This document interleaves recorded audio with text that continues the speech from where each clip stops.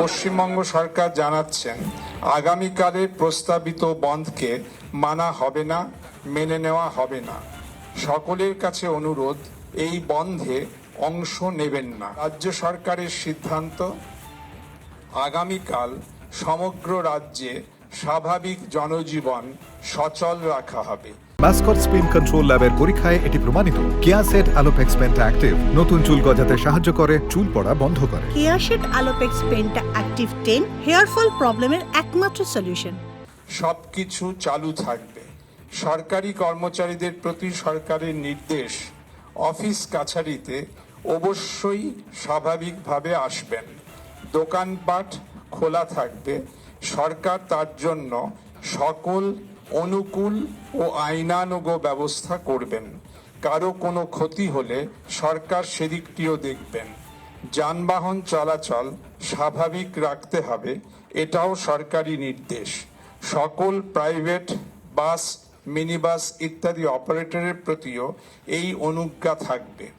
বাংলাকে সর্বক্ষেত্রে সর্বতোভাবে সচল রাখতে হবে।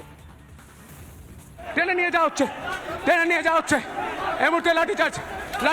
আমরা শোনাচ্ছিলাম যে আলাপন বন্দ্যোপাধ্যায় তিনি স্পষ্ট বললেন যে এই বন্ধটা কোনোভাবেই মানা চলবে না, সমস্ত সরকারি কর্মচারীদের কাজে উপস্থিত থাকতে হবে।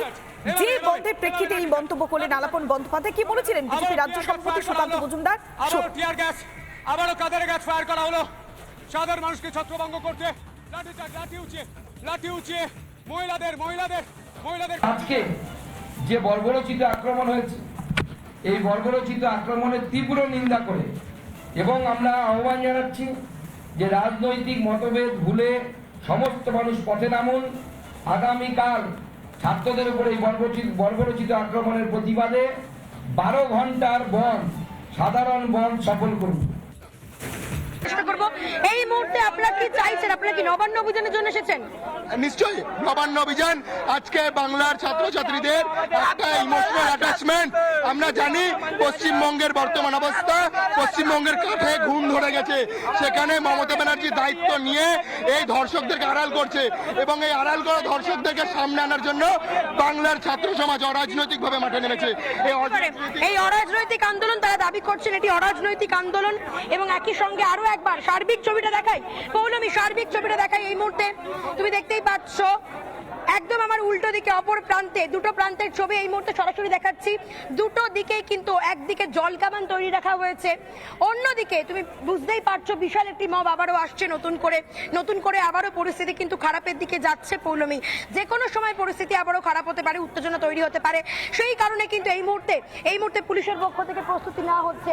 কোনোভাবেই কিন্তু জমায়েত নবান্নের অভিমুখে যেতে দেওয়া হবে না এবং যেন তেন প্রকারে তাদের আটকানোর চেষ্টা। এর আগে যখন কিছুক্ষণ আগে ব্যারিকেড ভেঙে তারা নবান্নের দিকে যেতে যাচ্ছিলেন তখনই লাঠিচার্জ করা হয় পুলিশের পক্ষ থেকে এবং তারপর পুলিশকে লক্ষ্য করে চলতে থাকে একের পর এক ইট বৃষ্টি, ইট, লাঠি এবং একই সঙ্গে জলের বোতল। যা সামনে তারা পেয়েছেন তাই তারা ছুড়ে মেরেছেন। ইতিমধ্যেই আন্দোলনকারীদের মধ্যে কয়েকজন আহত হয়েছেন, কয়েকজনকে আটক করা হয়েছে, পুলিশ আধিকারিকরা তারা আহত হয়েছেন। সবটা মিলিয়ে আরো একবার ছবিটা দেখাই। এই মুহূর্তে পশ্চিমবঙ্গ ছাত্র সমাজের পক্ষ থেকে যে নবান্ন অভিযান, সেই নবান্ন অভিযান ঘিরে কার্যত রণক্ষেত্রে চেহারা নিয়েছে গোটা কলকাতা থেকে শুরু করে Howrah, college square, Howrah Maidan, Hastings, বিভিন্ন জায়গায় কিন্তু এই মুহূর্তে যে বিক্ষোভ চলছে সেই বিক্ষোভের আগুন কোথাও গিয়ে সাঁতরাগাছির সকালবেলা আমরা ছবি দেখাচ্ছিলাম, সকাল থেকে টানা সেই ছবি তুলে ধরেছি আমরা রিপাবলিক বাংলার পর্দায় এই মুহূর্তে। এবং যে ছবি এই মুহূর্তে দেখাচ্ছে তারা স্লোগানিং করছেন, কি স্লোগান দিচ্ছেন তারা শোনাবো।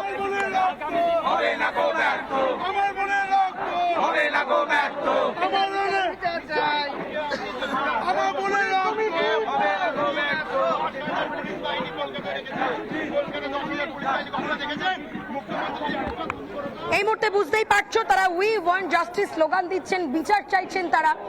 এবং আমি একটু মোহিতকে বলবো, মোহিত তুমি যদি একটুখানি উপরের ছবিটা দেখানোর চেষ্টা করো, একটু টপ শট যদি ধরা যায় যে মবটা ঠিক কতটা বড় সেটা যদি একবার বোঝানোর চেষ্টা করা যায়, সেটা বোঝানোর চেষ্টা করবো এই মুহূর্তে।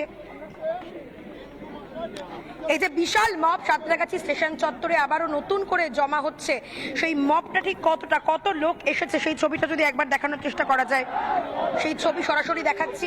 রাস্তায় বসে পড়ে তারা বিক্ষোভ দেখাচ্ছেন এই মুহূর্তে, এবং আরজিকর কাণ্ডের প্রতিবাদে আজকে এই বিশাল বিক্ষোভ নবান্ন অভিযান ঘিরে কার্যত রণক্ষেত্রের পরিস্থিতি তৈরি হয়েছে কলকাতা এবং হাওড়া জুড়ে।